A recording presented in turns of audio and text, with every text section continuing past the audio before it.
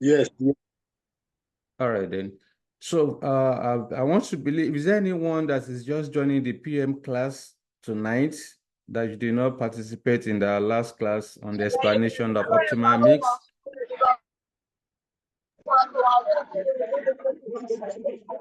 Stephen, you are disrupting our class.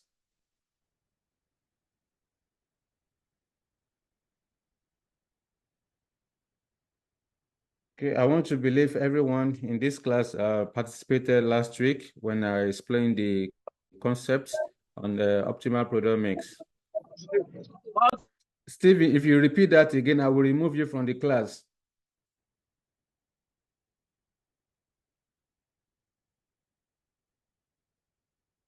So let's go straight to illustration. Remember just as a recap, last week when we discussed the concept on optimal product mix, I mentioned to you that when a company does not have sufficient factors of production to produce its final products to be able to take advantage of market condition, that is to maximize contribution. So the limited scarce resources will need to be allocated among competing product line in a judicious and efficient manner. All right. For example, raw material may be limited in supply, labor hours or matching time may not be sufficient for the company to maximize contribution. Therefore, the little raw material kilogram that is available will need to be distributed among competing product line in order to allow the company to maximize its contribution. Now, and I provided for you seven or eight procedures that you can undertake whenever you want to determine optimal production plan. The first step is to identify the key limiting factor, okay, by comparing the required resources versus the available resources, whether it will result in a shortfall or a surplus for the organization. The second step is to confirm or check if management has placed priority or given minimum allocation to any of the product or to the product lines. So if that does not happen, then you move to the next step. The next step is to calculate contribution or savings per unit. Okay. So then step 4 is to calculate a contribution slash saving per key factor. Okay. Then step 5, you do your ranking. You rank the results of step 4 in a descending order. That is according to the highest contribution or savings per key factor. Then step 5 is to prepare allocation table. Okay, prepare allocation table. Then step 6, you determine the optimal production plan that will maximize contribution. Then step 7 is for you to determine the contribution or the profit derivable from the allocation. So these are the various steps that are supposed to carry out whenever you want to determine optimal production plan. Okay, so yes. Now let's have illustration. We are going to solve all the illustration we have in this material. So because there are different scenarios, but let's start small. Okay.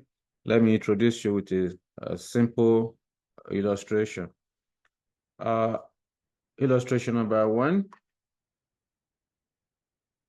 Amarachi Bottling Company PLC produces 4 products A, B, C, and D with the following information. The personnel department has recently informed management that only 300,000 labor hours can be obtained in the labor market. So examiner has given us a clue as to what the key limiting factor is. You have been told that only 300,000 labor hours can be obtained in the labor market. That is to tell you that labor market may likely be the key factor. So you are required to determine the optimal product mix, showing the allocation of resources and calculate the maximum profit derivable from your allocations. So examiner wants us to determine optimal production plan, okay, that will enable the company to maximize its contribution or profits. So if that is the case, let's start one after the other as previously explained.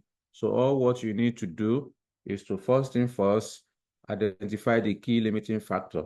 The fact that the examiner has told us that only 300,000 labor hours can be obtained in the labor market does not mean that labor hour is the key factor. So you need to first, you are the one that you have responsibility to confirm from the question if truly labor hour is the key limiting factor. Even though examiner has told you that only 300,000, if you are given labor hour 300,000, material kilogram 150 kg, so that means there are two resources that are limited in supply according to the question. But again, you have responsibility. You have to, if examiner is telling you only 300,000, you don't believe what the examiner is saying, you have to confirm yourself by comparing the required resources versus the available resources. So let me switch to the working notes so that quickly we can complete this and move to the next one. Okay, sure.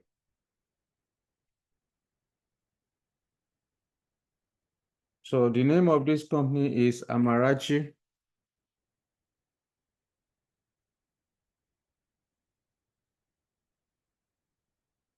Bottling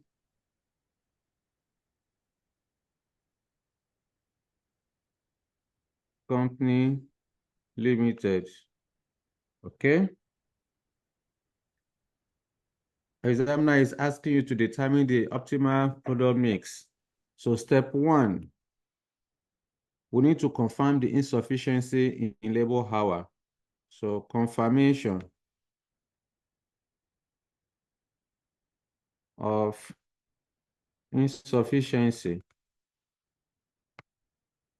in labor hour.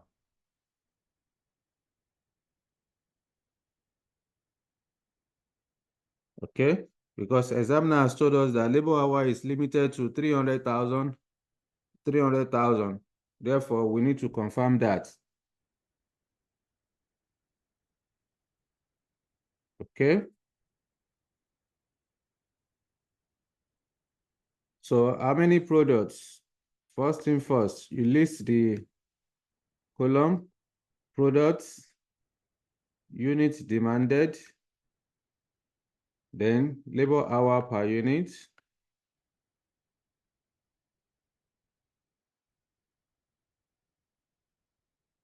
then total labor hour. Total labor hours. So those are the headings. So we have products A, B, C, and D. Okay.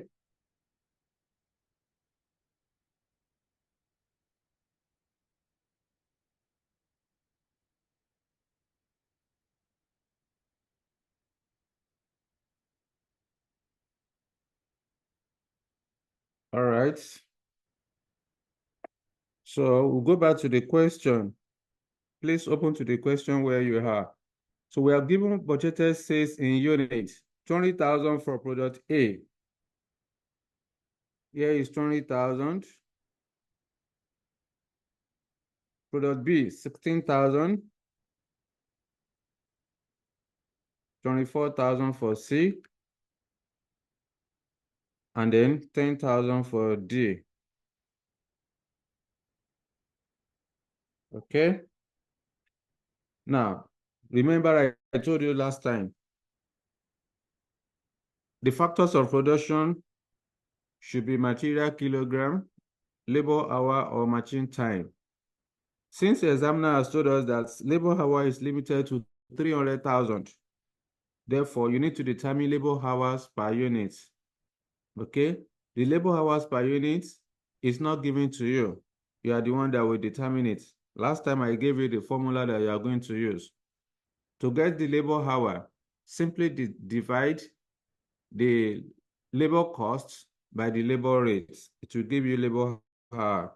When you go to the question, under labor for A, labor is 6 naira, labor cost is 6 naira, 8 naira, 7 naira, and 3 naira for product A, B, C, and D, respectively. You're also given labor rates to be 1 naira, 2 naira, 1 naira 50 kobo, then 50 kobo for product A, B, C, and then D also. So if that is the case, for me to get the labor hour, I would then say 6 naira divided by 1 naira, which is equal to 6 hours. Let me rewrite that clearly. Okay. Then for B, labor cost for B is 8 naira. So 8 divided by 2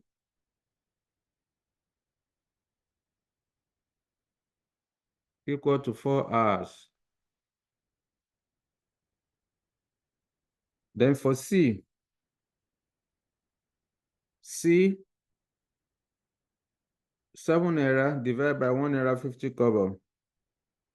7 divided by 1.5. This will give us, that's 4.67, approximately 5 hours. Then for D, 3 divided by 0.5, 0.5 equal to 6 hours. Okay, so we have determined the labor hour per unit. The next thing is to determine the total labor hours. To get that, you multiply the unit by the hour per unit. 20,000 multiplied by 6 will give us 120,000 hours. 16,000 units multiplied by 4, that should be 96. Let me confirm. 64. Okay, sorry, 64 rather. Thank you. 64,000. Then 24,000 multiplied by 5. So that will be 120. 120,000. Thank you. So 10,000 multiplied by 6 will be 60,000 hours. Okay, so when you add everything together, that should be You have 364. 2, 364. 364. 364,000. Thank you. So this represents total labor or total required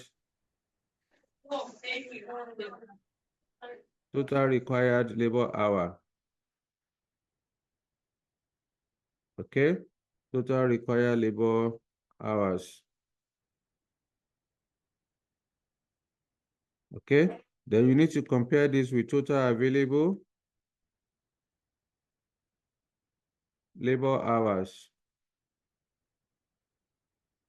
We are told that only 300,000 labor hours are available. Therefore, the difference of 64,000 represents a shortfall because what you have available is less than what you need. The company needs 364,000 hours to maximize contribution, but only 300,000 are available. Therefore, there's a constraint. So this is step one. Now that we have confirmed that truly labor hour is limited in supply, we move to step two. Step two says you should check or confirm if management has placed priority or given minimum allocation to the product line. As far as the scenario in the question is concerned, we don't have that. So we're not told that management has given minimum allocation to any of the products. So we ignore that step. Move to the next one. The next step is to calculate contribution per unit. So I would then say contribution per unit. So how do I calculate my contribution? Depending on the information given in the question, I don't have selling price in this question, but I have profits and I also have a fixed cost. Therefore, my contribution will then be equal to profits plus fixed cost. So I will do for all the products, product A, B, C, and D. Okay. So I will add profits plus fixed cost per unit. So profit for product A is 20, 25, 21, 15. 20, 25, 21, then 15 for D. Then fixed cost. Fixed cost per unit is 1, 2, 3, 1. 1, 2, 3, 1. So we add up to get contribution.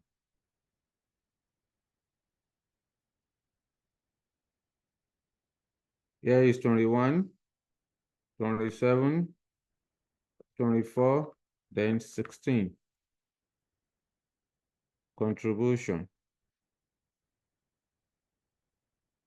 So step 3, we'll move to determining contribution per labor hour. You know, it should be contribution per key factor. The key factor is labor hour. Therefore, it should be contribution per labor hour. So contribution per labor hours.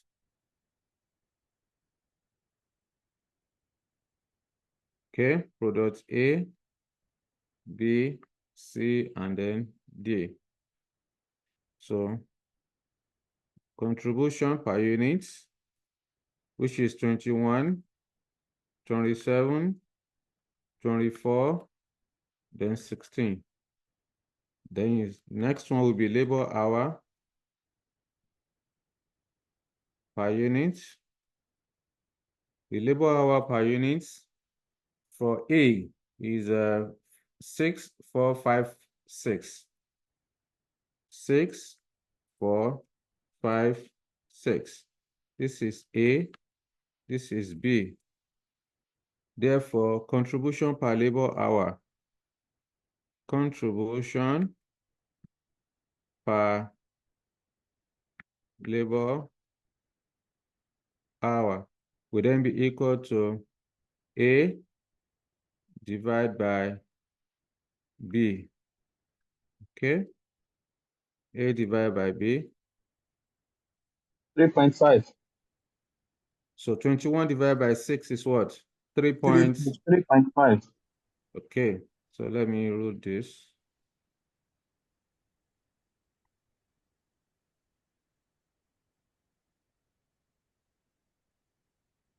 So here will be 3.5. Then I will do my ranking later. So 3.5. Then 27 divided by 4. What do you get? 6.75. 6.75. 6.75. 6.75. Then the 24 divided by 5. 4.8. 4.8. 4.8. Yeah. Then the 16 divided by 6. 2.67. 2.67. So the next thing I need to do now is to rank. So I need to rank. So I will say ranking. So you have to rank your results in a descending order. Okay? So based on our contribution per labor hour, B is number 1. So first, second, third, then D is the last. Okay, so that's that. After this, after ranking, we need to prepare the allocation table. We want to allocate the entire 300,000 labor hours.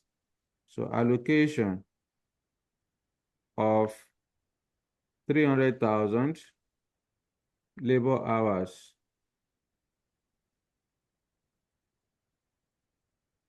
So I gave you about 7 columns that you can use if necessary. The first item will be the ranking, because your allocation must be based on the ranking that you have done. You want to maximize contribution. Therefore, you are only going to allocate based on the ranking that you have done. So you create a column for ranking. After ranking, you indicate the products that you have ranked, the units demanded, okay? Then labor hour per unit. total labor hour. You are going to have cumulative, you have balance, then you have optimal product mix. So these are the columns, 8 columns that are provided for you last time. So based on our rank, there are 4 products. So, and we have ranked the products in order of seniority. Okay. Let me do my table first.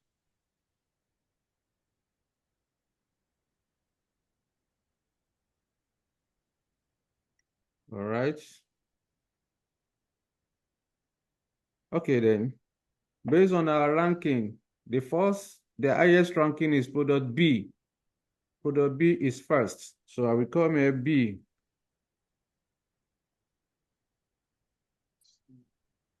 Followed by product C, AD. So what is the unit of product B? How many units do we have for product B? B is 16,000 units. B requires 16,000 units. Product C requires 24,000. 24,000 units. Then A requires 20,000. 20,000 units. Then D, 10,000 10,000. units. So labor hour per unit that we have computed for B, labor hour per unit is 5. B is 5. Is it 5? Let me confirm. No, B is 4. B is 4, 5, 6. Okay, yeah. Okay, then. So the total labor hour in this case will then be for B, 16,000 multiplied by 4. That's 64,000. Now, before you write down the 64,000, you must ensure that the labor hours available can accommodate the 64,000. So 300,000 can accommodate 64,000. So we'll put down 64,000. Being the first allocation, cumulative will be the same thing as 64,000. Therefore, 300,000 minus 64,000, that will give us a 236,000 balance. 236,000 balance. Then, how many units of product B are we going to produce out of the 16,000? Certainly, we are going to produce the entire 16,000 because there is no restriction on product B, because product B requires 64,000 labor hours and we have given it 64,000 labor hours. That means you are going to produce everything. We move to product C, 24,000 units multiplied by 5 hours will give us 120,000. And we have balance of 236,000. So 236 can accommodate 120. So you put down 120,000. Okay, 120,000 plus 64, that's 184,000. 184. Therefore, 184 minus 300,000 will give us 116,000. Again, how many units of product C are we going to produce? 116. 24,000. 24,000. We are going to produce the entire 24,000 units for product C. Let me rewrite this.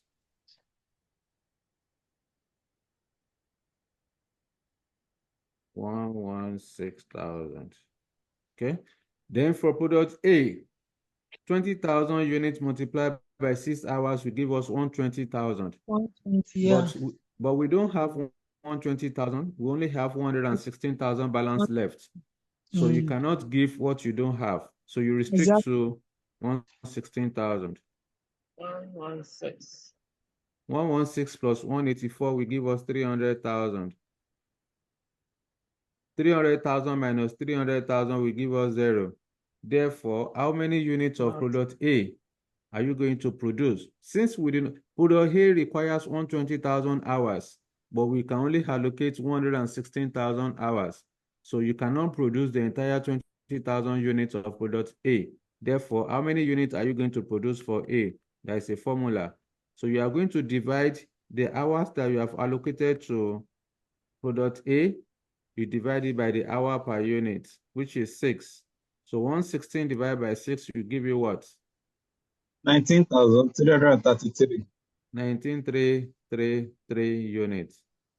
So we are going to produce 19,333 units. So here is 19,333. So nothing will go to D. In fact, you can't even satisfy the entire requirement of product A, let alone D. So that is our allocation to the relevant product. Then step next, which is, let's say this is 5. Step 6, we are going to prepare optimal product mix. So determine optimal product mix or production plan. So all you need to do is just to repeat what you have done in step 5. Okay, so we have the product, then you also have a unit. Products A, B, C. We don't have anything for product D, so you ignore.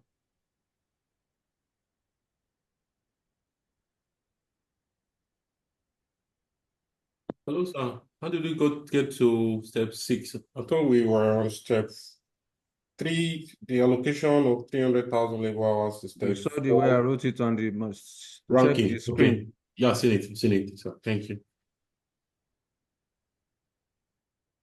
So like I said, when you want to determine your optimal production plan, it's whatever you have under OPM that you are going to list. So for under the OPM, product A, you have 19,333. For B, 16,000 units is what we want to produce. Then for C, we are producing 24,000. So these are the number of units that will maximize contribution for the company, for Amarachi Bottling Company Limited. All right. So number last, the final step that you are going to do is to determine the profit derivable. So simply prepare the income statement. Again, in the preparation of your income statement, examiners made life so easy by giving you profit. So there is no need for you to determine contribution. Since you have given profits, just multiply the profit per unit with the unit that you want to produce. That will give it profit derivable. So at this stage, I will just say product A, B, C. Then total for the entire organization. So production plan.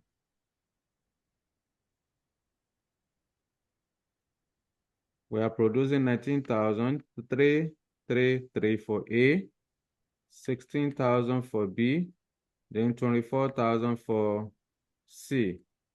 Then profit per unit. The profit per unit for A, we've done our calculation somewhere the other time. So for A, 20, 25, 21. 20, 25, 21.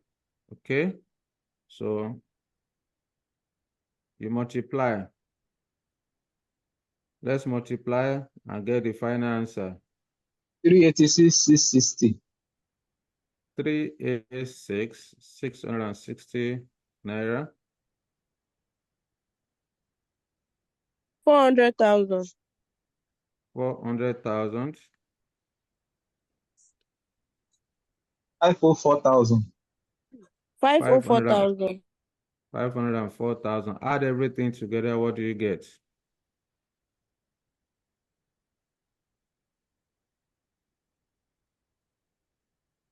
1,290,660. 1,290,660. That's the total, that's the profit derivable from the allocation. That's all. That's what the examiner wants you to do, and that's what we have done. Well, good. So this is how to determine optimal product mix that will maximize our profits. That's what we have done. So any question on this so that we can move to the next one? So after this, let's have illustration where there is minimum allocation, where examiner wants you to allocate, to give minimum allocation to the product line. So let's move to, I'll stop sharing this.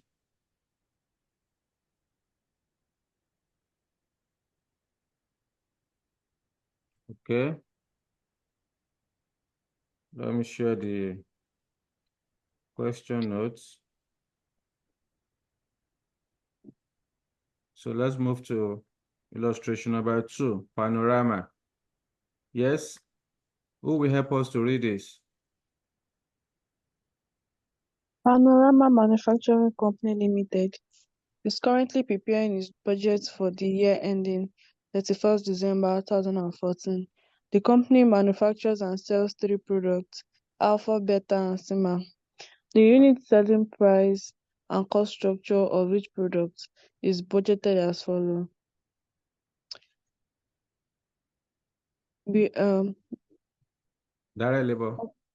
Direct labor rate is budgeted at 6 naira per hour and fixed cost at 1.3 million naira per annum. The company has a maximum production capacity of 228,000 direct labor hours. A meeting of the board of directors had been called to discuss the budget and to resolve the problems as to the quantity of each product which should be made and sold. The sales director presented the results of a recent market survey, which reveals that the market demand for the company's products will be as follows. The production director proposes that Sigma only contributes 12 naira per unit. The product should no longer be produced, and the surplus capacity should then be transferred to produce additional quantities of Alpha and Beta. The sales director does not agree with the proposal. Sigma is considered necessary to complement the product range and to maintain customer goodwill. If Sigma is not offered, the sales director believes sales of Alpha and Beta will be seriously affected. After further discussion, the board decided that a minimum of 10,000 units of each product should be produced. The remaining production capacity will then be allocated so as to achieve the maximum profits possible. We are required to prepare a budget statement which clearly shows the maximum profits which could be achieved in the year ending 31st December 2014. Thank you very much. What's the name, please? Toluwani. Pardon? Toluwani. Toluwanimi. Oh, okay. Yeah, the Toluwanimi. Is it Toluwanimi? Okay. Yes, Tom Grace, you raised hand. Yes, sir. So the question we just answered now, Yes. the requirement says you are required to determine the optimal product mix. So, if a question is asked this same way, are we to follow the same procedure, like the 7 steps, or you just go directly to the? It's the same thing. When you have to determine optimal product mix, it's the same thing. You have to follow those procedures to get to your optimal product mix. You can't just go straight to optimal product mix. So there are procedures, there are stages, you know? So yeah, Okay. it's the same thing. No matter how big is the question, once you have to determine optimal product mix, it's the same procedure. All right, thank you, sir. You're welcome. Okay, yes, Toluwani, thank you once again. So let's solve the question. I will stop sharing this and move to the working notes.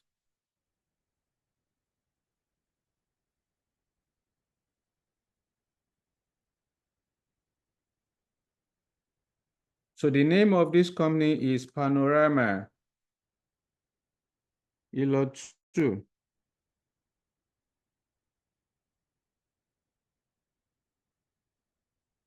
Panorama Limited. So in the question, examiner wants us to determine, you are asked to prepare the budget statement which clearly shows the maximum profit which could be achieved in the year ending 31st December 2014. You can see in this question, examiner did not tell us to prepare to determine optimal product mix. You only have to determine the profits that could be achieved in the following year. So, but from the scenario of the question, you will see that after the first table, examiner has told you clearly that the company has a maximum production capacity of 228,000 direct labor hours.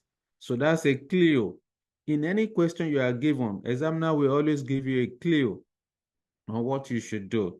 In this question, you have been told that maximum production capacity available is 228,000 of direct labor hours. So which means that direct labor hour is the key limiting factor. So if that is the case, I need to go and confirm if truly the 2228 is not sufficient, okay, before I can proceed to determine my profit derivable. So again, step 1, confirmation of insufficiency in labor hour.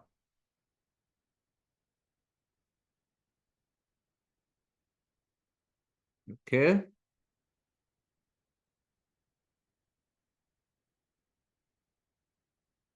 We have 3 different products. Units, labor hour per unit.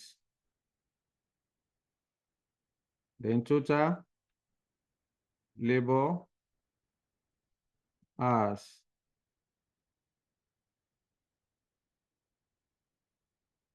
Okay. We have alpha, beta, then sigma.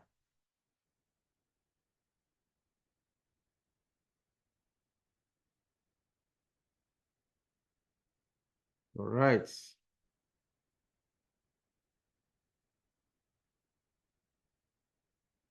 Okay. So here will be total required labor hours, total available labor hours. So the difference will be a shortfall or a surplus. So go back to the question. What are the units for alpha? 24,000, 12,000, then 60,000. 24,000, 12,000, and then 60,000.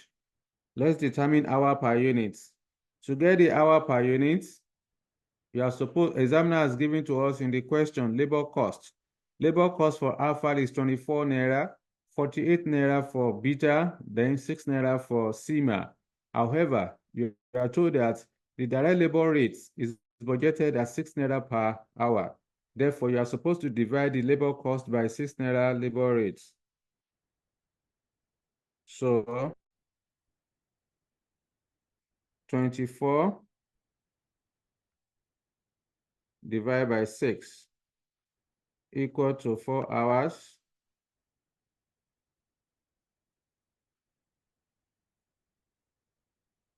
Then 48 naira divided by 6 naira, 8 hours. Then 6 naira divided by 6 naira, 1 hour. So you multiply 24,000 multiplied by 4, that's 96,000. 96,000. 12,000 multiplied by 8. 96,000. 96,000. 60,000 multiplied by 1. 60,000. 60,000. Add it up. This should be 2, 5, 6, 252. 252. 252. Yeah. Okay. 252,000. So we are told that total available hour is 228,000. So the difference of 40,000. 24. 24,000 is the difference.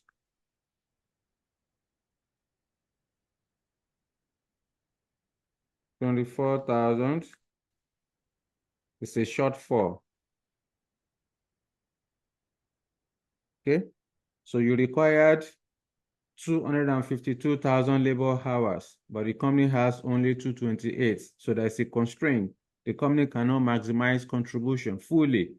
Therefore, the little 228 that you have, you need to allocate it to the competing product line, okay, in a judicious manner. Now that we have confirmed that the labor hour is truly not sufficient, we move to step 2. Step 2 says you should check or confirm if management has placed priority or given minimum allocation to the product line. According to the scenario after the second table, you are told that the production director proposed. I don't want to read the story. You are told that after further discussion, the board decided that a minimum of 10,000 units of each product should be produced. The remaining production capacity will then be allocated so as to achieve the maximum profit possible. So you have been asked to give 10,000 units. You have to allocate 10,000 units to each product line. So if that is the case, let's do minimum allocation. That's the second step. Minimum allocation. So we have the products.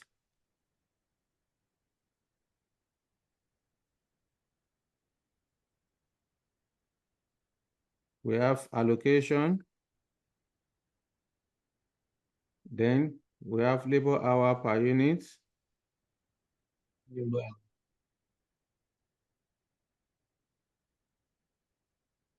Labor hour per unit. Then total labor hour. Okay.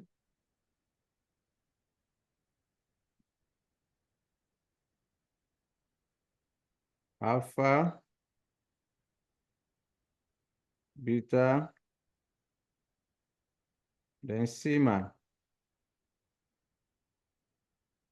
So the essence of this, we want to know how many hours will be required to produce the minimum allocation. So out of the 228,000, you are to, out of the 228,000 hours available, you want to know how many hours will be required to produce the 10,000 units each for each product. Then whatever balance you have thereafter is what you are going to reallocate to the product line based on the ranking. So total labor hours allocated. So you compare with total available labor hour. Total available labor hours. Then the balance is what you are going to reallocate. So we have to allocate 10,000 units each for each product. 10,000 units for each product. Labor hour per unit of alpha, 481. 481. 4 multiplied by 10,000, 40,000 hours. 80,000. 80,000 hours. Then 10,000 hours. So we need 130. 130,000 hours to produce 10,000 units each for each product. Okay, then total available hour is 228. The difference of 98,000 is the balance that we need to reallocate. So now, step 3 says you should determine contribution per unit. So I will merge it together. Okay, first thing first, contribution per unit. I will then go to the question, how do I determine my contribution per unit? In this question, you are given selling price. You also have variable cost. Therefore, contribution will then be selling price minus variable cost for alpha, beta, and then sigma.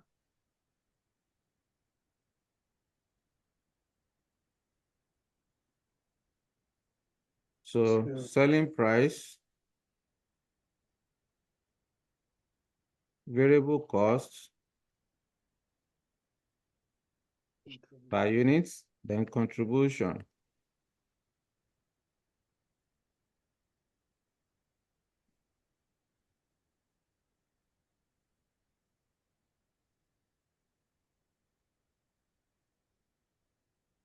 Okay.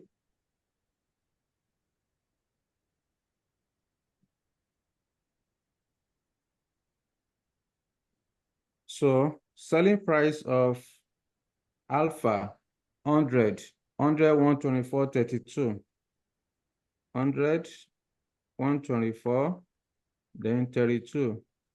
Variable cost is 60, 60, 40. 20, 60, 60, 20.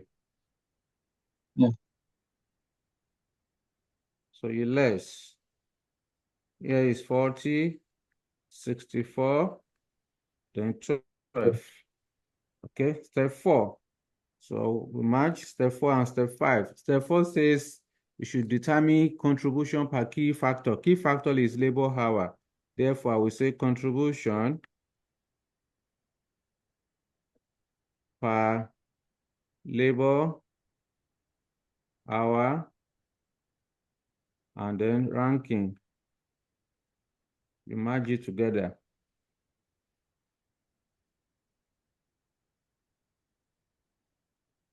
Alpha, beta, then sigma.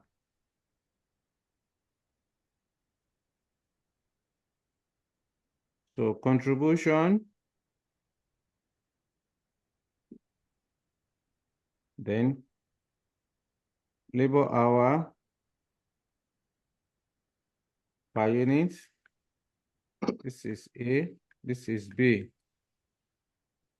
Then contribution per labor hour, which is A divided by B.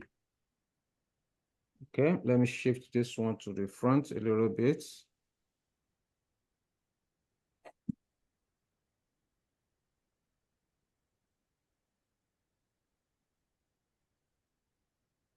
Okay, then of course we are going to have ranking.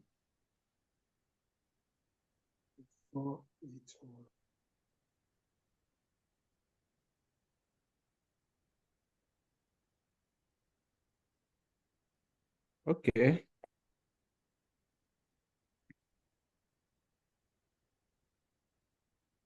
Yes, the contribution is 40, 64, then 12. Hour per unit, labor hour per unit Oh, is 481. 481. So 40 divided by 4. and 8, 12. Pardon? And 8, 12. 10, 10, 8, 12. 8,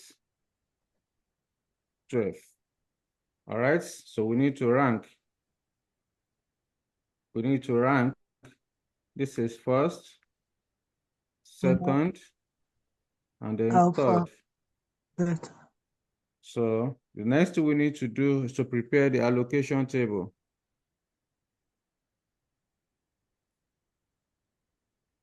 Allocation of the balance It's this of 98,000 labor hours. You are not allocating 228, rather you are only Yes. allocating the balance of 98,000. Because out of the 228, you've already allocated 130,000 hours. So you are left with 98. It is that balance that you want to reallocate again. So you create a column for ranking, products, units, hour per labor hour per unit, total labor hour, cumulative, balance, then OPM. So we have 1, 2, 3 ranking.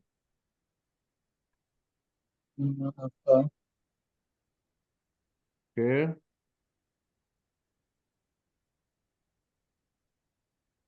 So CMA is the first highest ranking, followed by alpha, then beta. So units of CMA requires 60,000. 60,000 units. Alpha requires 24,000. 24,000. Then beta requires 12,000. 12,000 or 16. How many units is for? How many units? 12,000 is for beta. Now, you need to know something here. I purposely put those numbers so that you understand what I'm trying to put down, what we're about to. Remember, these are the units that they required: 60,000, 24,000, and 12,000. Remember, in the question, the examiner asked you to allocate 10,000 units for each of the products, which you have done. Therefore, for CMA requires 60,000, but you have allocated 10,000. So you have a balance of 50,000 left to produce for CMA.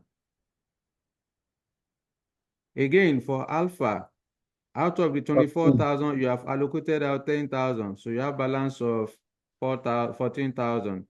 Then for beta, out of 12,000, you have allocated 10,000. You are left with 2,000. So hour per unit for CMA is 1, 4, 8. So 50 multiplied by 1, 50,000. 98,000 can accommodate 50. So you put 50,000. 50,000. Cumulative is 50,000 being the first one. 48. 50,000 minus 98 will give us 48. Therefore, how many units of CMA are we going to produce? 50,000. There is no restriction. Next one, 14,000 multiplied by 4. What do you get? 56,000. 56,000. We don't have 56. We only have 48,000 left. So you restrict to what you have left, which is 48,000. 48 plus 50 will give us 98. 98 minus 98 will give us 0. Therefore, how many units, additional units are we going to produce for alpha? So that will be 48,000 divided by 4. So what do you have there? That's 12,000. 12,000 units. So I will come here 12,000. Of course, nothing will go to beta. So that's that. Step next. Number 7, we want to determine optimal product mix or production plan. Because we have minimum allocation, so we are going to have 2 line items. But first thing first, for each product, alpha, beta, then sigma, we have minimum allocation.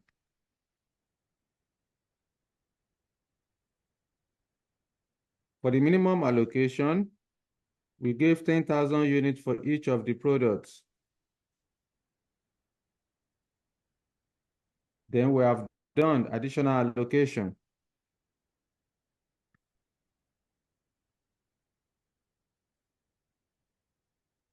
Additional allocation for alpha, we allocated 12,000. Then sigma, for beta, we allocated nothing. 50,000. Then 50,000 for sigma. So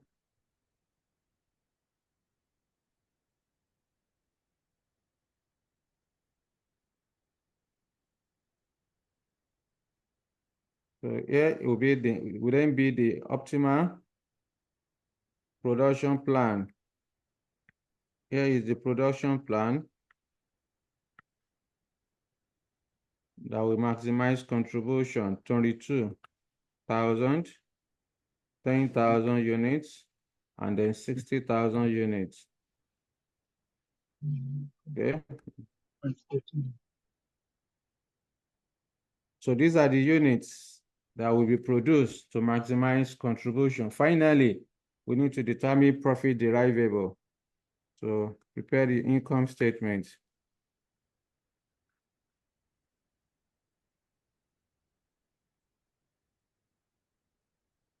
For alpha,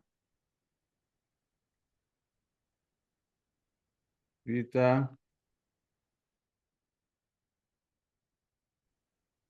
then total for the entire organization. We have the production plan. We are producing 22,000 for sigma, for alpha, beta 10,000, then sigma 60,000. Then in the question, we do not have profits, but we have contribution. We have calculated contribution. Therefore, contribution per unit, 60 naira, 64, and then 12 naira. That's what we calculated. So total contribution, okay?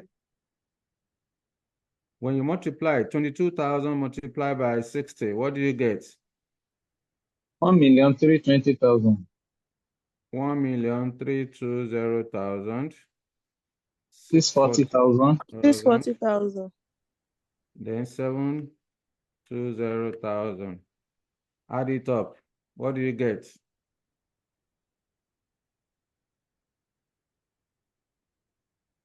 2,680,000. 2,680,000. So from this, you are going to less fixed cost.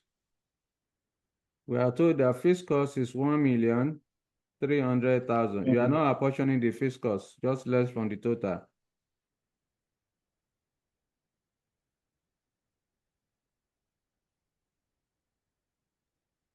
$1,380,000.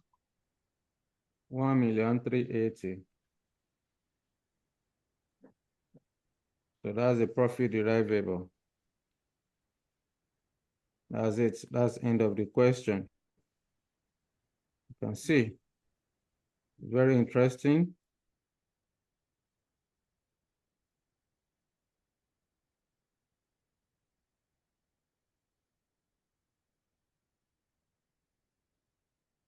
Okay.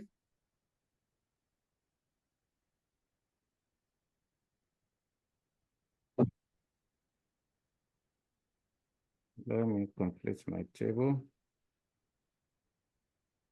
All right, then. So let me know if you have any question on this. That's the end of the question. So if you are fine with this, let's go through another illustration.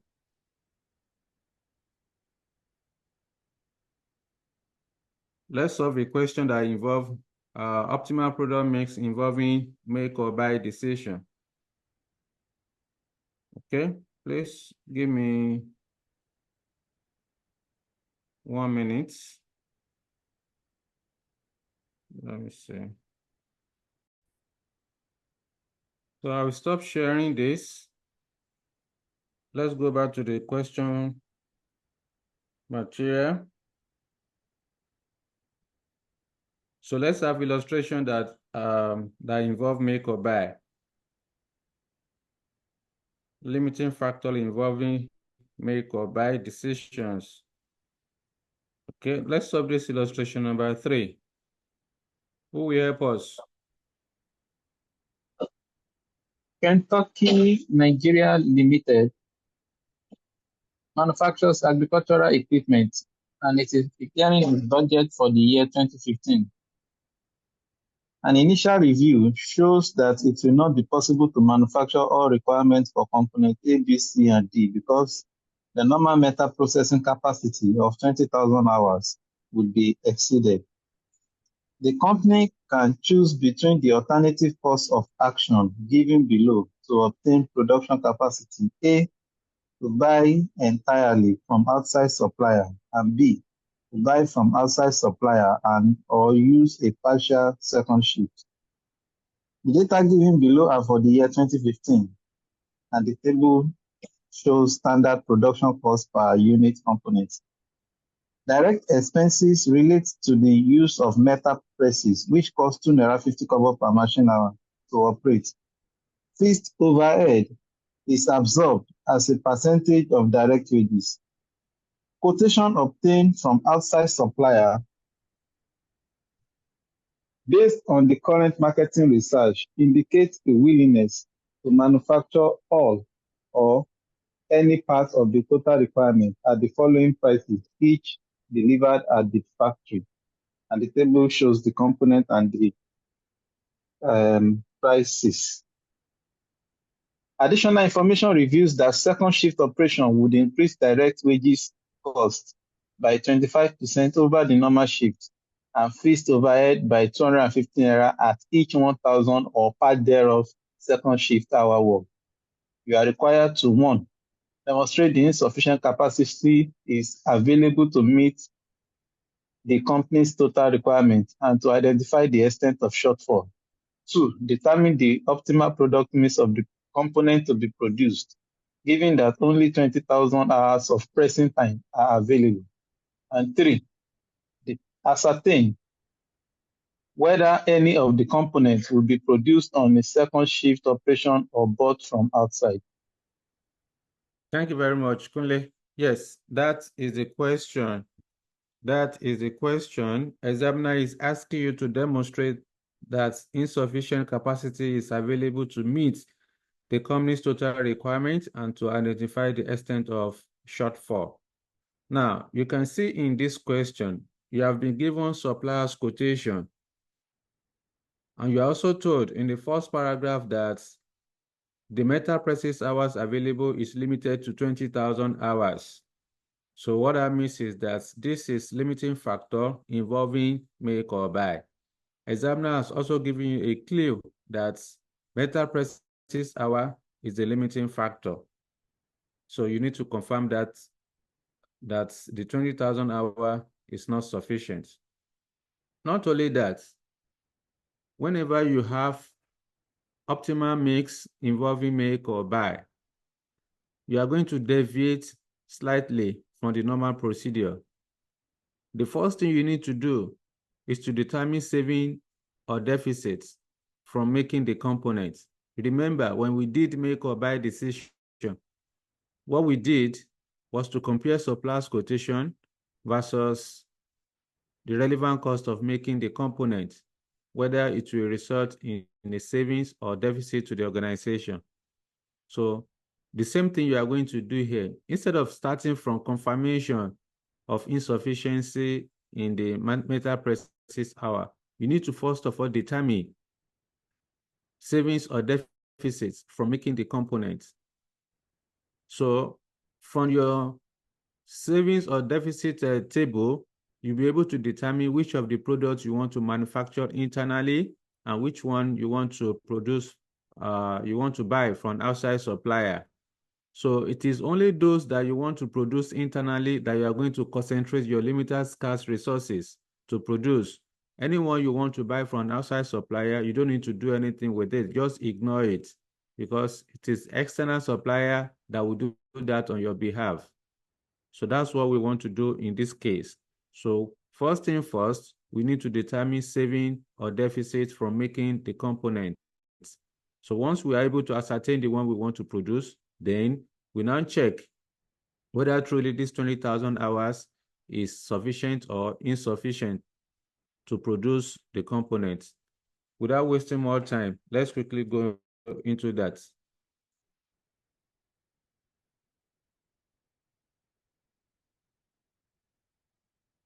Okay, let's start from here. Illustration number 3.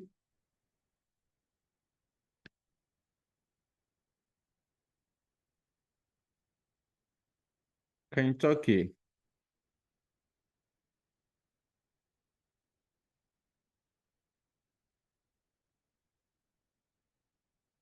Nigeria Limited.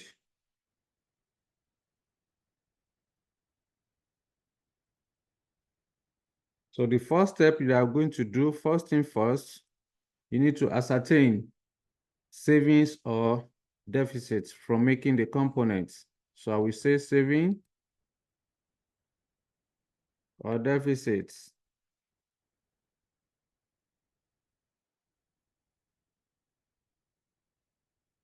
Limiting factor.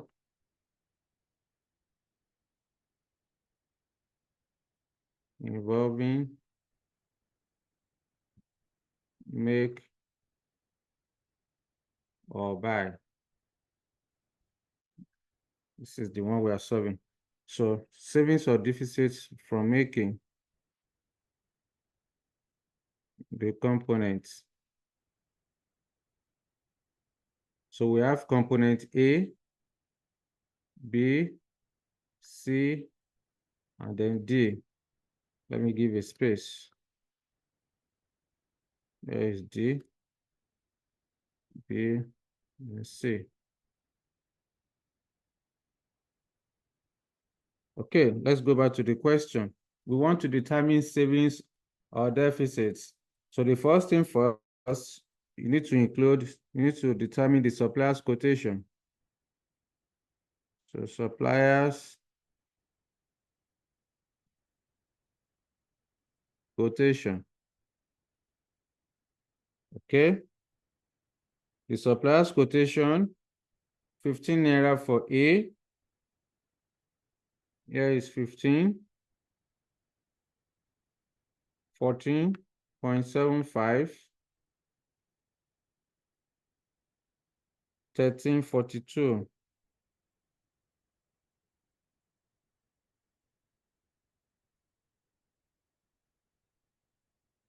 Okay, so you compare this with relevant cost of making the components.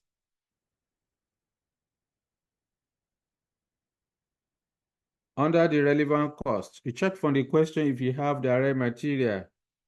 So we are given the raw material.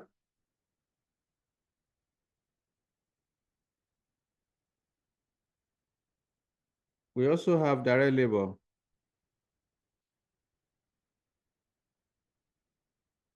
Direct labor. We have direct expenses. What else? Fixed overhead is irrelevant. You ignore. No variable overhead, so you ignore. Now, 9.25.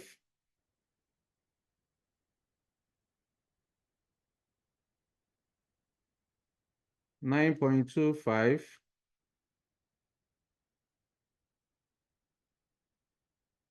Direct labor 6.75.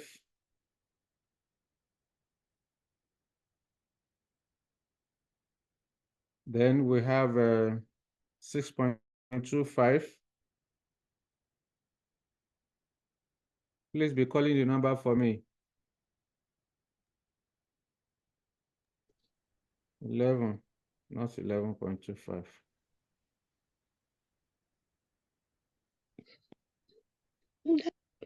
Direct labor 2.5. 2.5. Then 2, 2, 5.5, 5 and 10. 5.5, and then 10. Direct Direct expense expenses 2.5, 2.5, 5, 5, 2.5, okay, 15. 15. That's all. So we add up.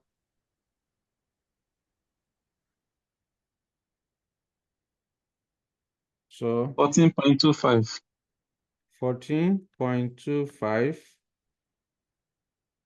13.75, 13.75, 14.25, 14.25, then 36. 36. So this represents total relevant cost. Let me adjust lots of space.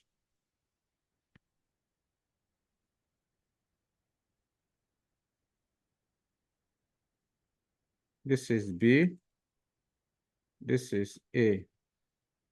So you want to less A from B. So A, savings or deficits, A minus B. 15 minus 14.25, 0.75,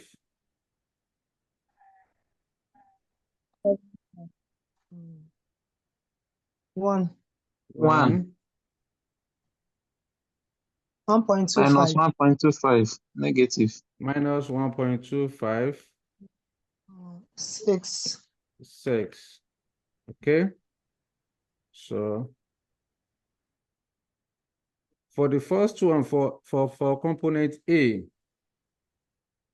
for component A, of course, our decision. For component A, supplier's quotation is 15 naira.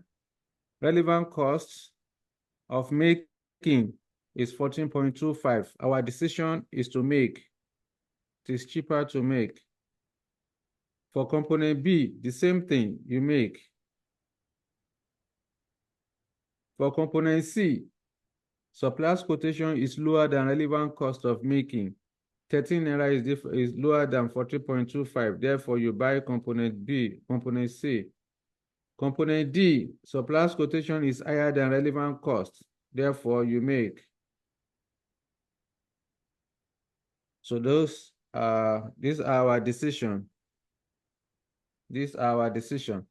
Now, like I said, what this simply means is that you are going to concentrate. The company has only 20,000 metal presses are. Therefore, only products A, B, and D will be produced internally. Product C will be contracted to an outside supplier.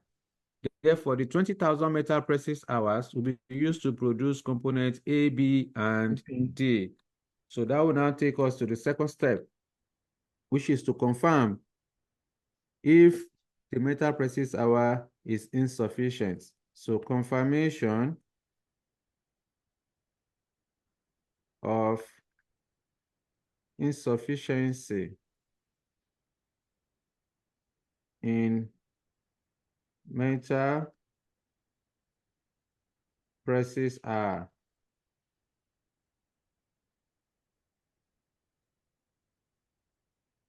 Okay. Components A, B, D. Please, we don't have anything to do with component C again because we are going to contract component C to an outside supplier to produce on behalf of Kentucky.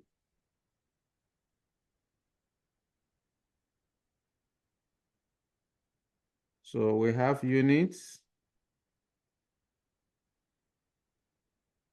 metal presses hour per unit, hour per unit,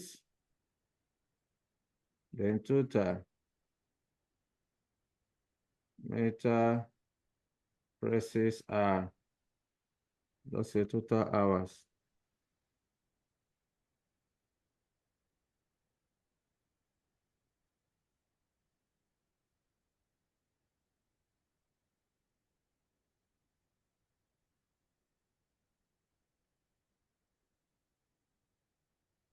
Okay, so what are the units? 2,000 for 2,000, component A, 2,000, 35, 35, and then 28. D, 2,800. So let's determine the hour per unit. According to the question, you are told that direct expenses relate to the use of metal presses, which cost 2 naira 50 kobo per machine hour to operate, which means that direct expenses is directly related to metal presses hour. You know, when we did labor hour, to get the labor hour, we divide the labor cost by the labor Labor rate. rate. It's the same thing here. So since you have been told that direct expenses relate to metal presses hour, so all you need to do is to divide direct expenses with the metal presses uh, direct expenses with the metal presses, which is 2 naira 50 kobo per machine hour. Therefore, I would then say 2.5 divided by 2.5. So here it will be 2.5 divided by 2.5 equal to 1 hour. Okay. Next one, 5 naira, 5 divided by 2.5, 2 hours. And then for D is 15 naira. So 15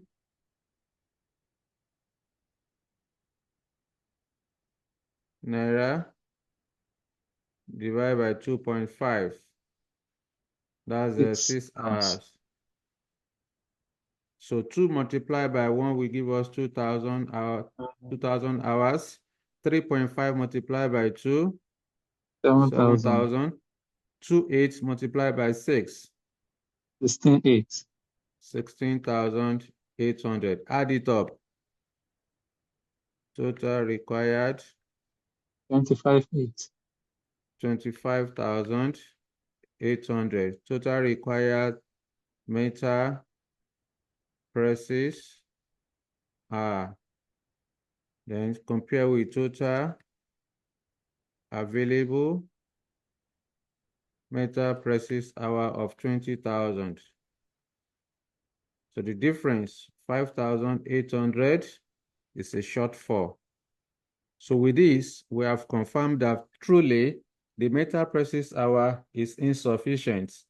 So we then move to the next step. The next step says we should confirm or check if management has placed priority. There is nothing like priority or minimum allocation in this question. So move to the next one. The next one is to determine contribution/saving per unit. We've already calculated our savings, and I told you it is only when you have limiting factor involving make or buy that you are going to have savings. Other than that, it will be contribution. So we have determined our savings per units for components A, B, and D.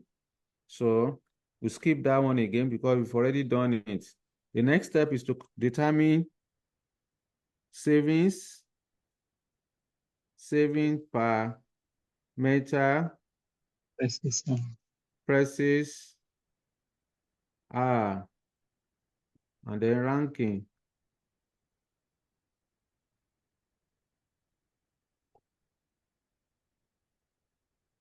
Okay. Component A, B, and then D. Let me push this one to the front. Please, you have to ignore component C all throughout because we don't have anything to do with C. We've already contracted component C to an outside supplier. So we have metal presses. Then savings per metal presses. So we are going to have ranking. Yeah.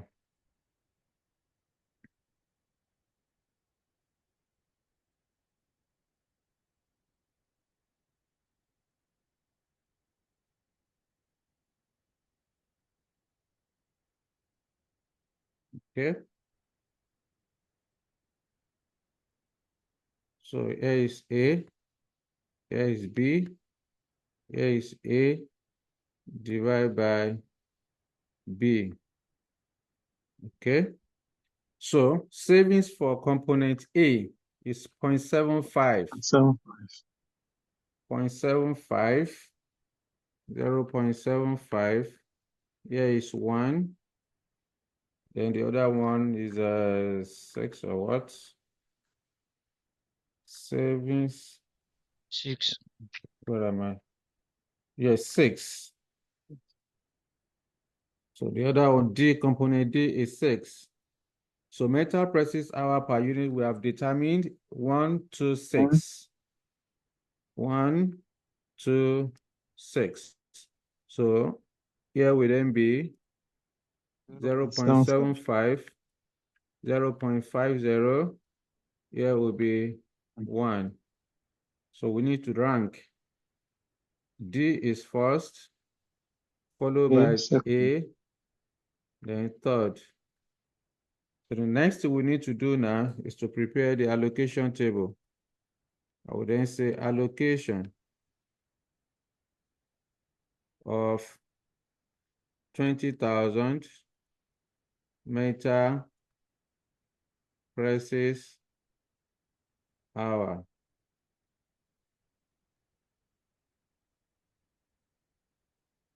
Okay. So ranking, components, units, meter presses per unit, total meter presses, cumulative, balance, then OPM.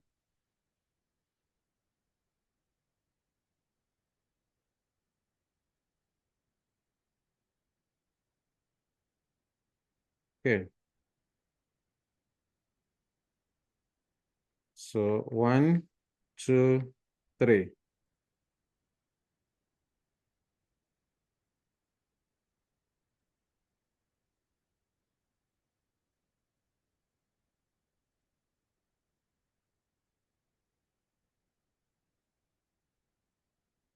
All right. So components D is the highest, followed by component A, then component B. Units required for component D is 2,800. Component A, 2,000. Then component B is 35. Let me write this. 2,800. So metal presses hour per unit for component D, 6. Component A, 1. Then 2 for B. So 2,800 multiplied by 6 will give us 16,800. Is it 16 or 15,800? Yes, 16,800. 16,800. So out of 20,000 metal presses hour, out of 20,000 metal presses hour, you want to allocate out 16,800. So I will come here 16,800. Cumulative is 16,800. 16,800 minus 20,000 will give us 32. Then how many units of D are you producing? 2,800, no restriction. So we move to the next highest ranking, which is component A. 2,000 multiplied by 1 will give us 2,000. 3,200 can accommodate 2,000. So you write it down, 2,000. 2,000 plus 16,800 will give us 18,800. 18,800 minus 20,000 will give us 1,200. How many units of A? We are producing 2,000 units of A. Move to B. 3,500 multiplied by 2, that's 7,000. But we only have 1,200 left. So you cannot give what you don't have. 1,200 plus 18,800 will give us 20,000. 20,000 minus 20,000 will give us 0. Therefore, how many units of component B are you going to produce? That will be 1,200 divided by 2, which is equal to 600 units. So I will then come here 600. So move to the next one, which is to do what? To determine optimal product mix. So I would then say optimal production plan or optimal product mix.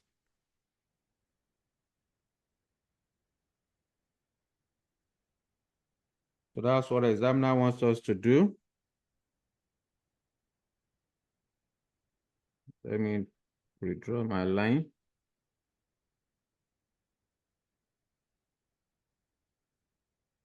So I have units here. Then I have components. Component A, B, D.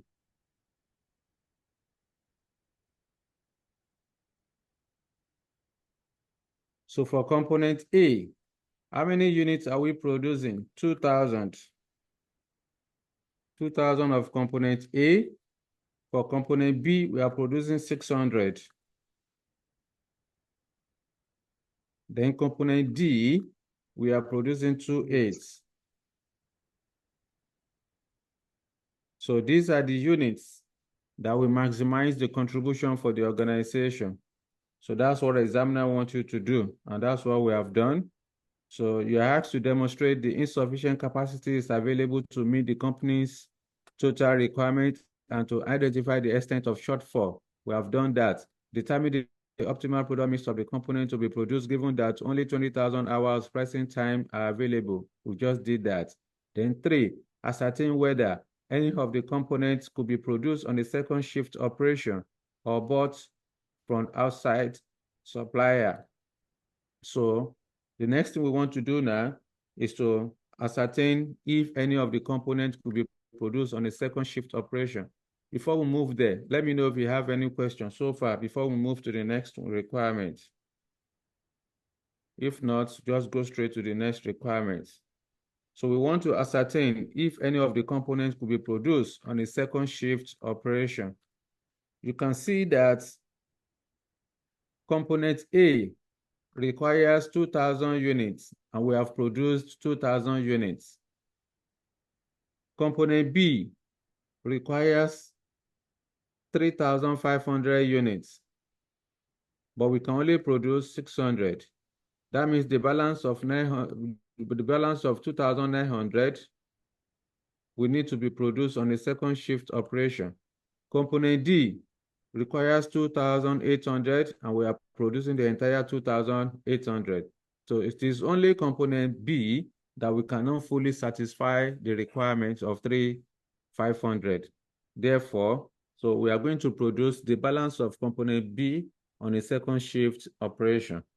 Then, examiner is now asking you whether the balance should be produced internally or brought from outside supplier. So again, you are going to apply make or buy to that. So to answer this, I would then say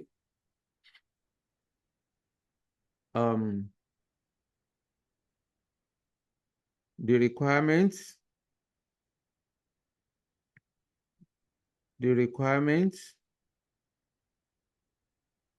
of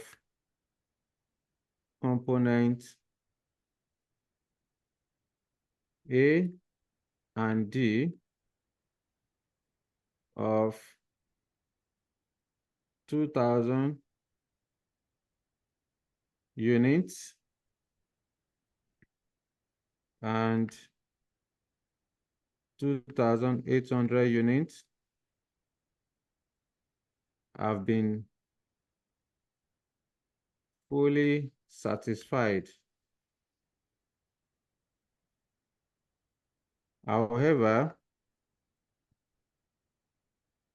component B requires 3,500, but only 600 units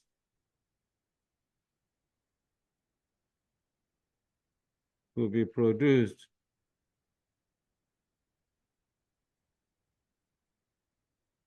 In normal operation. Therefore, the balance of 2,900 units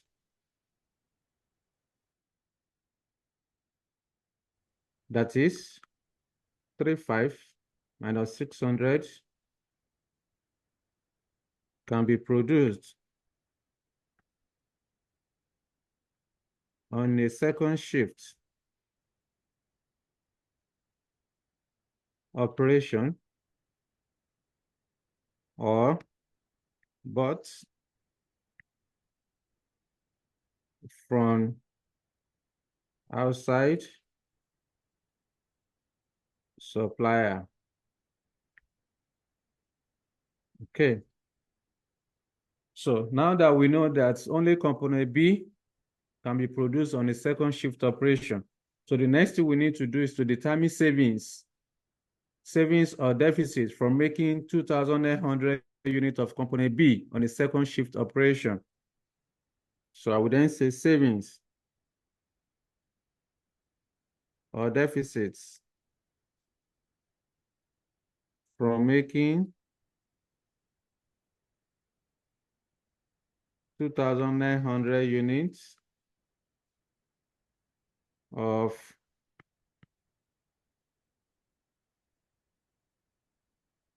component B on a second shift operation. Okay.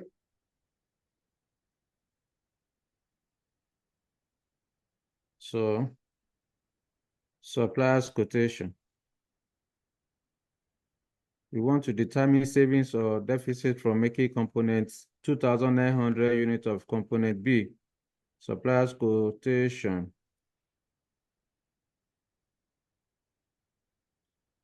So I will then go to the question, what's supplier's quotation for component B? 14.75. Here is 14.75. You want to buy 2,900 units at 14.75. What do you have there?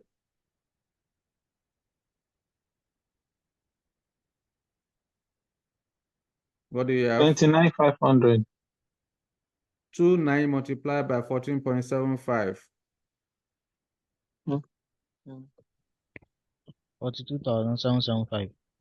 42,775. So it will cost Kentucky Nigeria Limited 42,775 naira to purchase 2,900 units from the outside supplier for component B. So let's determine how much it will cost the company to produce 2,900 units of component B on the second shift operation. So we have direct material. You want to produce 2,900 units. What's the direct material of component B? 6.75. naira. 6.75. 6.75. 19,575. 19,575. Then we have direct labor. According to the question examiner, direct labor is 2 naira. And according to the question, examiner told you that additional information reveals that second shift operation would increase direct wages cost by 25% over the normal shift. So direct wages, your direct labor will increase by 25%. Therefore, I can say 2,900 multiplied by 2 naira of direct labor, then multiplied by 1.25. 1.25 is 125% divided by 100. Okay, because your direct wages will 7,250. 7,250. Okay, then. So next item is direct expenses. So direct expenses for component B is 5 naira.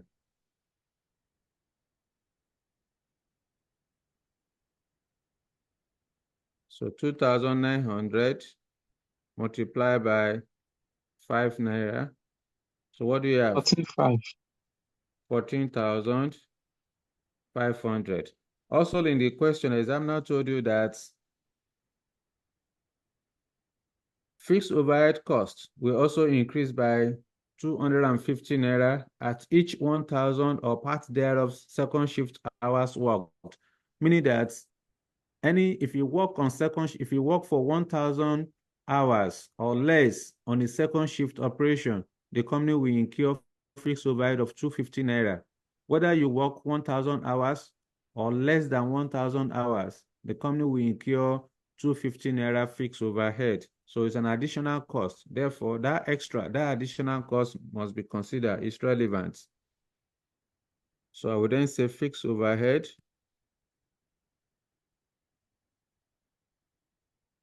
So let's go and do working for that, for the fixed overhead. So let me do my working here. Now, for you to be able to do this, you need to determine how many hours will be required to produce 2,900 units on a second shift operation.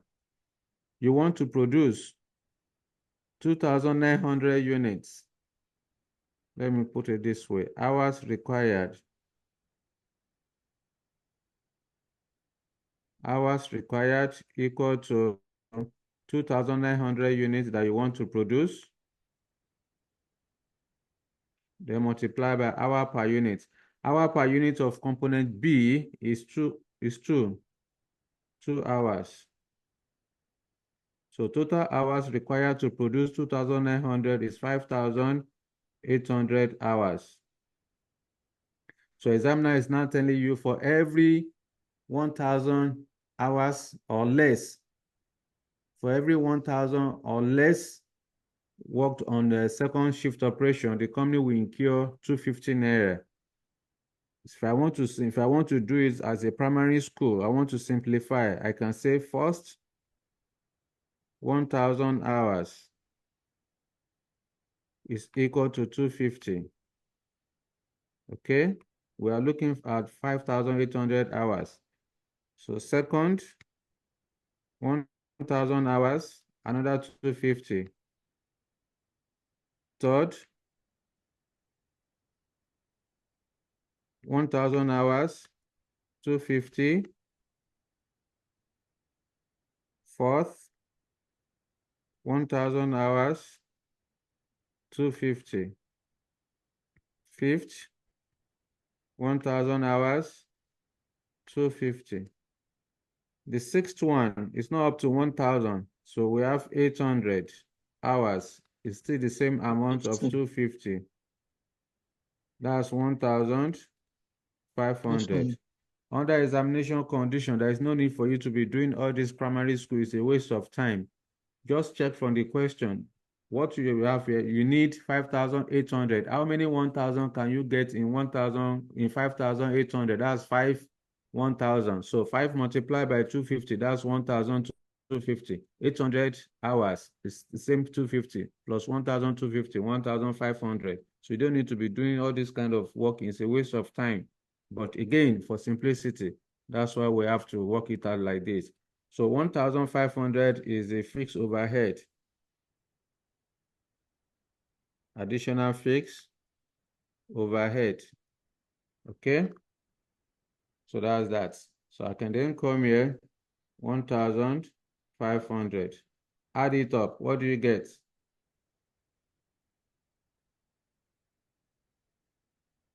42,825. 42,825. Okay. So A minus B. What do you have? 50. 50. Okay. Savings or deficits. A minus B. That's 50. What do you do? What would be your advice? Buy. They should buy. You buy. So I would then say Kentucky should buy. Kentucky should buy the 2,900 units of component B from outside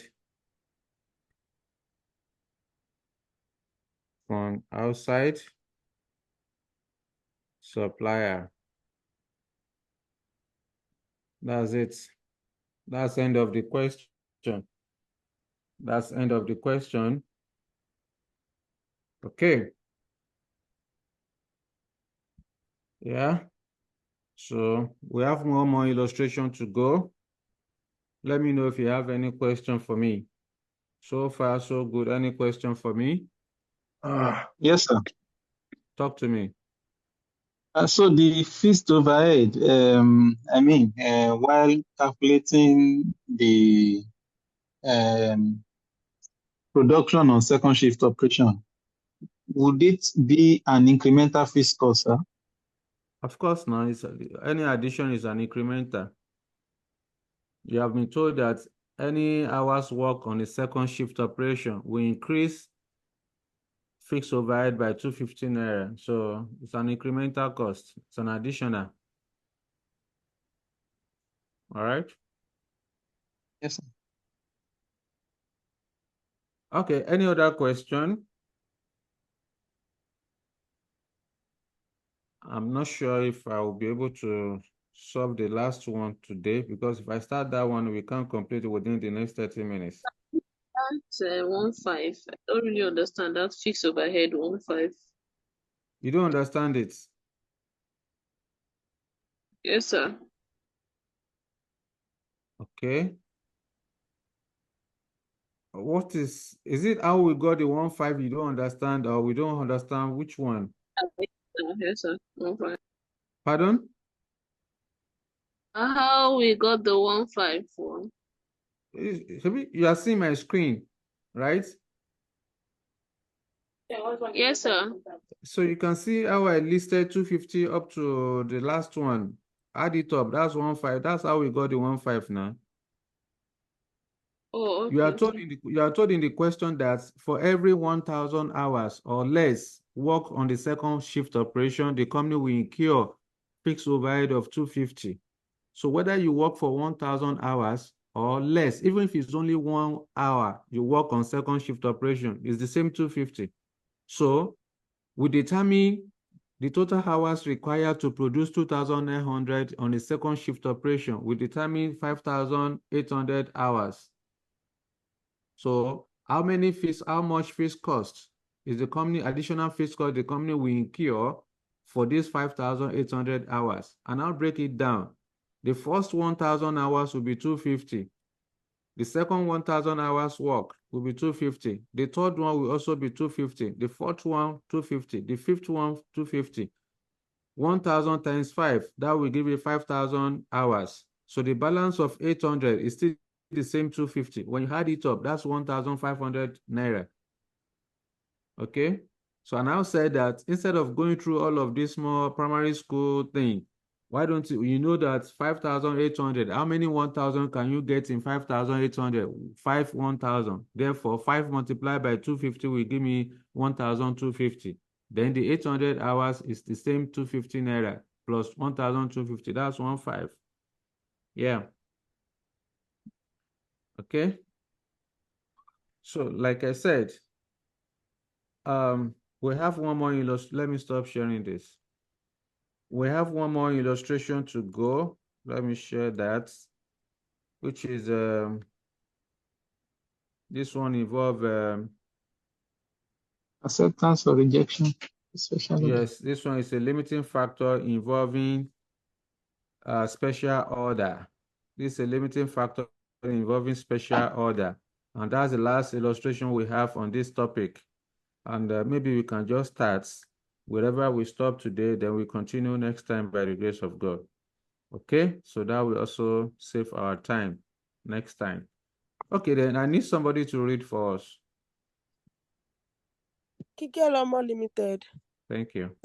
manufactures 3 products, K, T, and F, using different quantities of the same resources. Budget information per unit is as follows. The budgeted sales are for the month of June, but do not include an order from a major customer to supply 400 units per month of each of the 3 products at a discount of 200 naira per unit from the market selling price. During June, the management of Kikelama Limited anticipated that there will be a shortage of material B and that only 17,500 kgs will be available. It is not possible for Kikelamo Limited to hold inventory of any raw materials, work in progress, or finished product. Required. A. State 3 factors which may cause input materials to be a budget constraint and identify steps which may be taken to overcome the constraint. B. Prepare calculations to show production that will maximize Kikelama Limited profit for June. C. Kikelama Limited has now realized that the contract with the major customer does not have to be met in full for any of the 3 products. The customers will accept whatever Kikelama is prepared to supply at the contracted price, but they will charge a financial penalty if Kikelama does not supply them in full in June.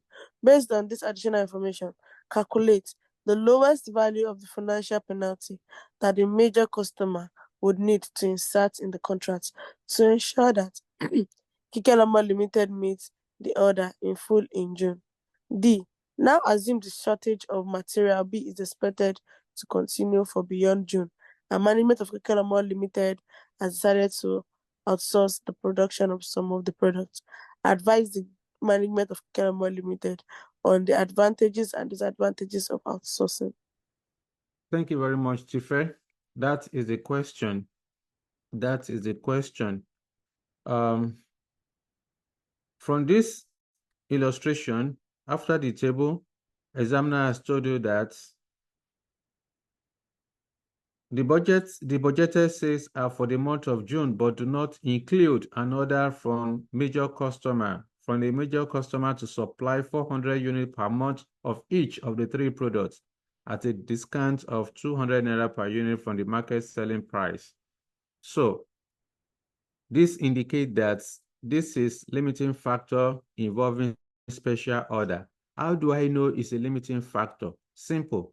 When you go to the second paragraph after the table, you are told that during June, the management of Kikeloma Limited anticipated that there will be a shortage of material B and that only 17,500 kilograms will be available. So 17,500 kilograms of material B will be available. That's a limiting factor. It's a constraint. Therefore, what are you supposed to do to solve this question? In the requirement number A, examiner is asking you to state 3 factors which may cause input material to be a budget constraint and identify steps which may be taken to overcome this constraint. 6 marks. What are you supposed to do? You have to state the factors that can cause input material to be a budget constraint. You have to internalize this. Say, for example, you are a manufacturer. You need raw material to produce. What are those factors you need to take into consideration? What are the factors that can cause the material to be a limiting factor or to be a constraint? Number one, you need to talk about inadequate funding. If you don't have inadequate funds, that will cause the material, that will cause a constraint on the input material, because when you have sufficient capital, you can buy as many materials as you want. But where you don't have sufficient capital, certainly that will impair your capacity. Okay, that will impair your capacity to purchase as much as raw material as possible. That's one. How do you resolve it? Examiner is asking you, what are the steps? Identify steps which may be taken to overcome the constraint. If you don't have the resources, if you don't have the money to purchase the raw material, what do? You borrow and buy it. You go to your bank or just source for funds and go and buy the material. That's all. That's how to resolve it. Number two, price level changes. Okay, price level changes. That is inflation. When there's inflation, the purchasing power of money will fall, isn't it? The amount of material you are going to buy will reduce because the purchasing power of the money has already declined. So you cannot buy as much as you used to buy. So as a result of inflation, inflation is also an input. It's a factor that you need to take into consideration. Then number three, to save time. Number three is storage space. If you have sufficient storage, the more the storage space that you have, the more the material you'll be able to put in your warehouse and vice versa. Okay? So the more the material you have, the more the storage space that you have, the more the material you'll be able to store in your warehouse. So these are some of the input causes of input materials, causes of budget constraints in relation to input materials. All right. So in the book, you can read details and all of that. Then number B, you have to prepare calculation to show production that will maximize Kikelomo's profits for June. So you want to determine calculations to show production that will maximize Kikelomo's Limited's profit for the month of June. So what are you supposed to do? You want to determine optimal production mix. Number B, you have to determine optimal production mix. So let's quickly do that. I think we can stop at B, then we do C and the next later on. So let's quickly do that. Optimal production. Let me stop sharing this and move to the next, to the working notes quickly.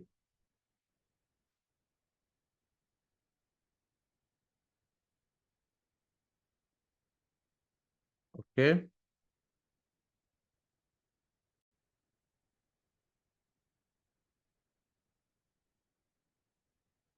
Illustration 4.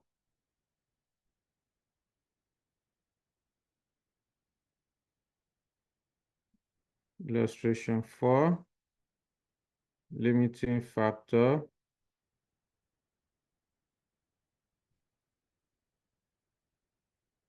Okay, limiting factor involving special order. Okay. All right. The name of this company is Kikelomo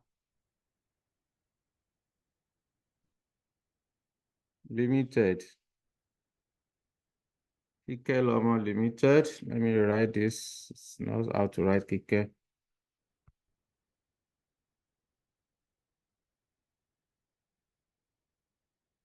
Number B.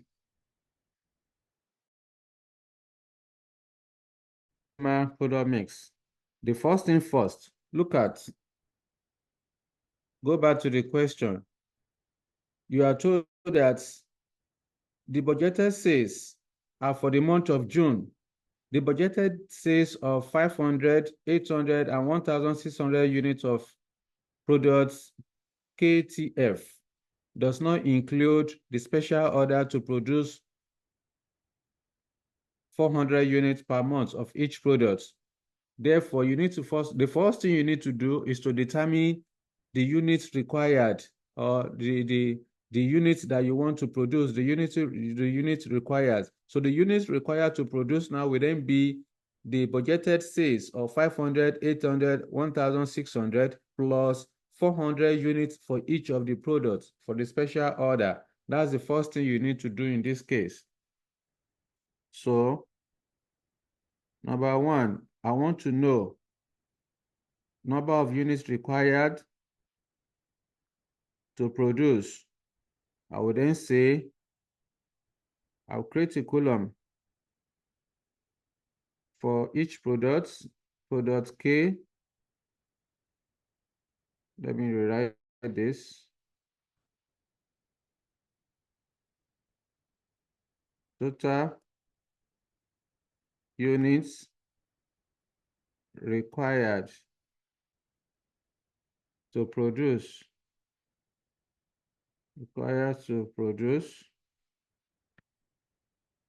That's what I want to determine. So this will now include KTF. This will now include the normal operation. The normal unit that the company will produce for its operation, which is 500, 800, and 16. 500, 800, then 1,600 for for product F. Then we have a special order, customer order, to produce 400 units each. When you add it up, that means for product K, we are supposed to produce 900, 1,200 units, then 2,000 units for product F.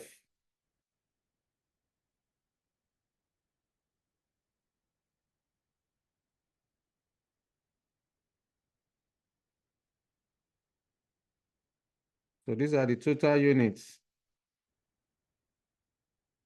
that Pikeloma will produce.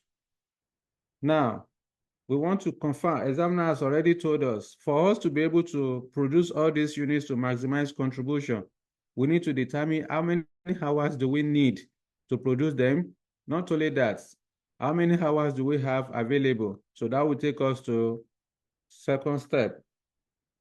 Step 2 now. Confirmation of insufficiency in material kilogram of component B of product B. Why am I mentioning components instead of products? Sorry, for material B. Okay, let me write this.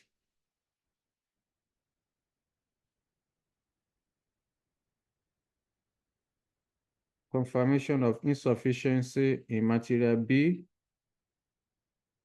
kilogram. Okay.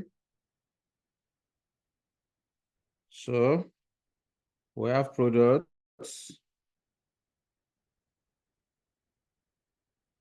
units,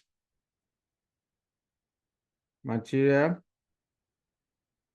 per kg, then total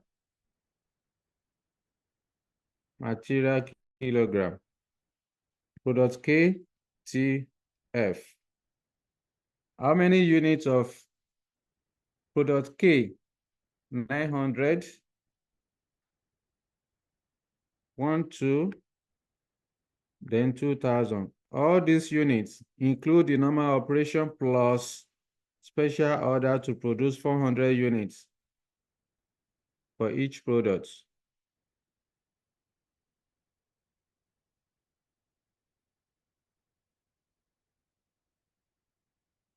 So let's determine material per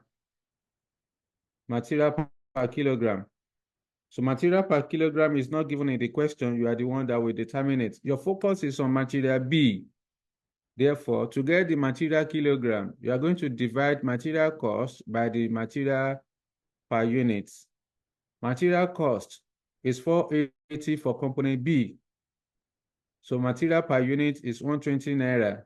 So 480 divided by 120 naira. Here will be 480 divided by 120. What do you have? Are you still there? 4. 720 divided by 120. Here is 4 kg. 6. 6 kg. Then 600 divided by 120. 5. That's 5.